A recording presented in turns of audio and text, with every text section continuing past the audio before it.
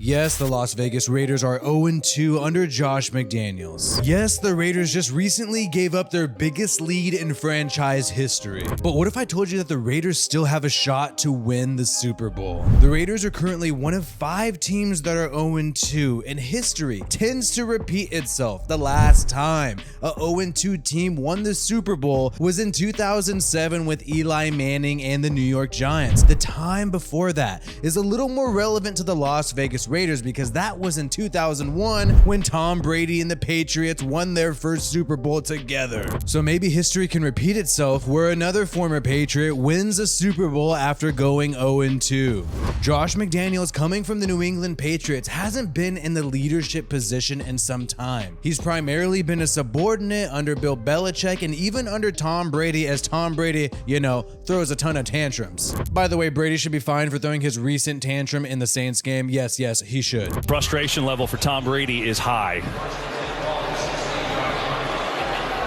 But this season is not a race. This season is a marathon, and the Raiders are 0-2, going against really competitive teams like the Chargers and the Arizona Cardinals. The Raiders are not like the Broncos and Mr. Unlimited, who are struggling to even beat the Texans and also failed to beat Geno Smith and the Seattle Seahawks. It away, and once again, with boos raining down, Denver is not able to get it done. The Raiders have been in every single game they played. The game against the Chargers, a team that looks very talented this year, went completely down to the wire. And if it wasn't for Derek Carr getting sacked on 4th down against the Chargers, the Raiders seriously have a shot to win that football game.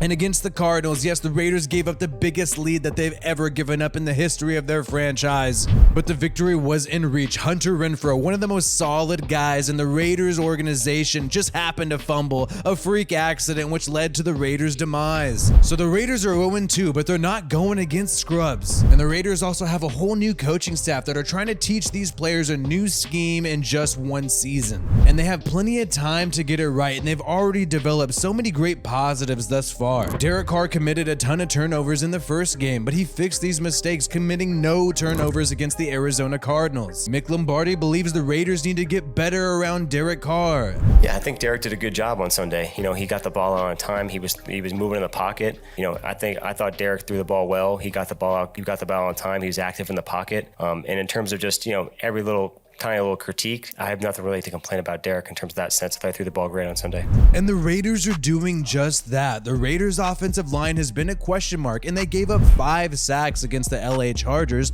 But in this game, against the Arizona Cardinals, they only gave up 1 sack, so improvement is happening. Mac Hollins proved to be a great target in this recent game. He picked up 66 yards, which is actually tied for the 2nd highest in a single game in his entire career. And we cannot forget that in week 1, Davante Adams, against a tough Chargers defense, picked up over 140 yards, the 2nd most by a Raiders receiver in their franchise debut. Meanwhile, on the defensive side of the ball, even though the sacks haven't been coming as quickly as we'd like, Max Crosby is still one of the top edge rushers in terms of pressures in the NFL.